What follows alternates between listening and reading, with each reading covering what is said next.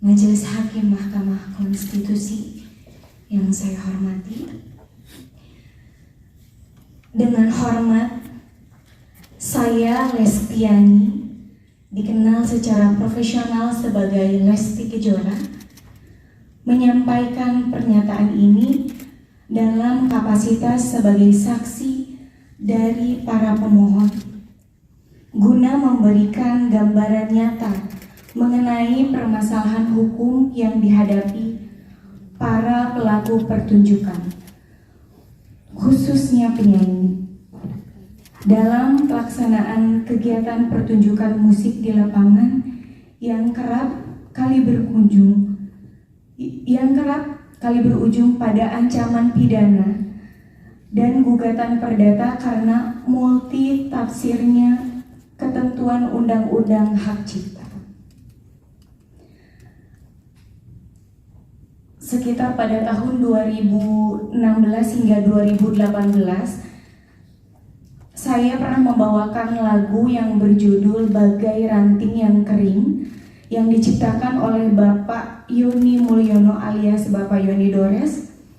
Salah satunya dalam satu acara pernikahan yang diselenggarakan di Subang, Jawa Barat. Lagu tersebut saya bawakan atas permintaan pihak penyelenggara sebagai bagian dari daftar lagu yang telah disepakati. Video-video dari pertunjukan tersebut kemudian diunggah oleh pihak lain, penonton atau penyelenggara, ke sosial media atau di kanal digital yang dikenal YouTube, serta terdapat beberapa unggahan yang berisikan materi berupa foto saya yang ditempelkan sebagai thumbnail atau cover dari video lagu-lagu ciptaan dari Bapak Yoni Dores.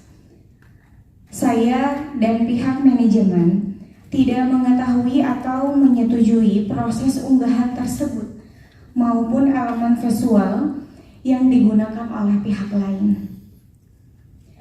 8 tahun kemudian, tepatnya pada tanggal 1 Maret 2025, saya menerima surat somasi dari kuasa hukum pencipta lagu Bapak Yoni Dores yang menyatakan bahwa saya dianggap telah mempertunjukkan karya cipta tersebut tanpa izin langsung dari penciptanya.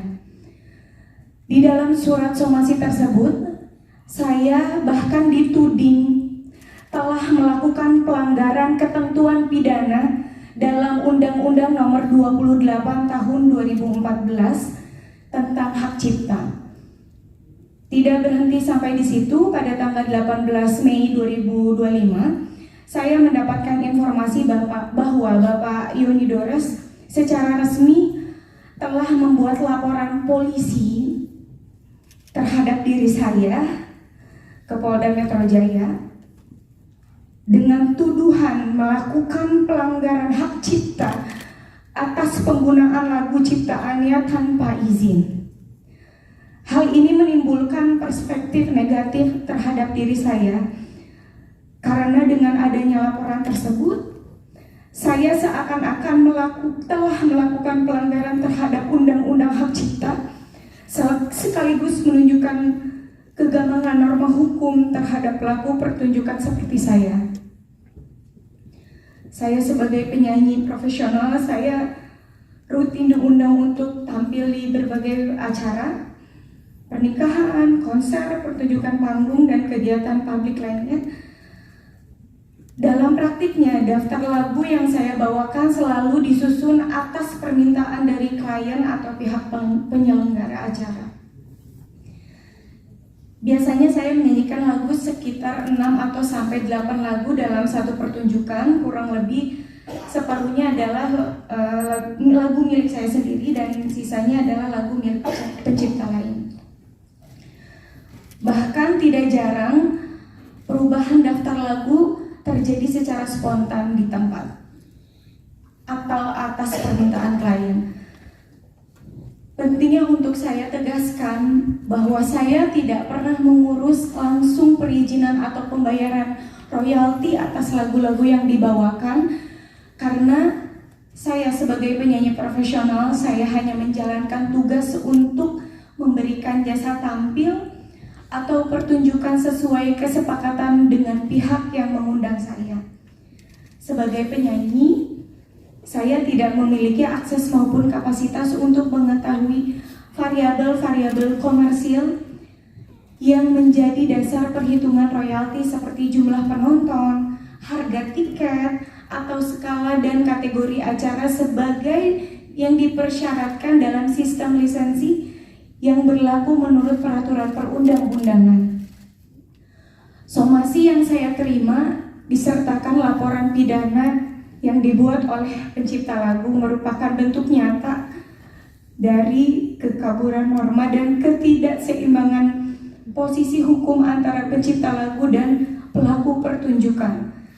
Hal ini memperlihatkan betapa lemahnya perlindungan terhadap hak terkait, khususnya bagi pelaku pertunjukan seperti saya, yang sebenarnya hanya bekerja sebagai profesional berdasarkan kontrak kerja dengan penyelenggara acara.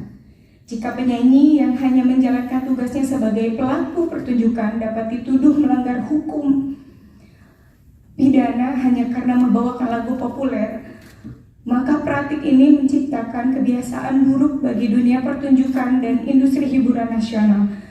Bahkan dalam kondisi di mana lagu dibawakan secara sah tanpa eksploitasi ekonomi pribadi atas lagu tersebut, ancaman pidana tetap dapat digunakan secara sepihak oleh pencipta. Dan bahkan sampai saat ini, izin yang mulia, saya masih digantung sebagai terlapor dan itu sangat berdampak negatif sekali kepada saya selaku. Ini tambahan ya? Betul Pak, ini tambahan, izin sekali Pak. Saya juga ingin kejelasan. Di media saya mendengar bahwa saya akan dihadirkan sebagai saksi atau dipanggil atas pelanggaran hak cipta, tapi sampai detik ini belum ada kejelasan. Jadi saya mohon sekali bantuannya untuk kasus saya ini terkhusus. Terima kasih. Assalamualaikum warahmatullahi wabarakatuh. Waalaikumsalam warahmatullahi. Kalau Lesti tidak punya lagu yang dicipta sendiri ya? Di situ duduk.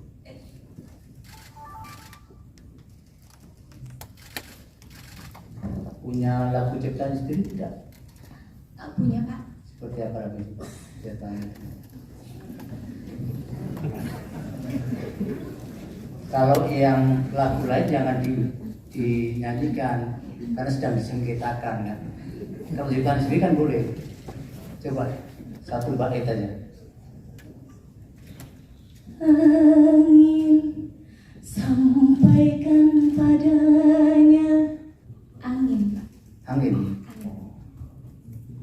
Kalau Semi yang ciptaan sendiri ketika di Krispati kan ada lagu yang bagus itu. Tapi yang ciptaan Semi sendiri Kebetulan yang di lagu di Krispati saya menciptakan ada beberapa lagu tapi dengan gitarisnya. Tapi memang waktu itu keputusan memang kita pilih supaya tidak ada potensi untuk saling berdebat. Kita pilih lagu yang dituakan di dalam band itu Saudara Badai. Yang selama ini tidak pernah dipersoalkan. Yang selama Kalau ini Semi menyanyikan, saya merasa tidak pernah dipersoalkan yang mulia karena saya tahu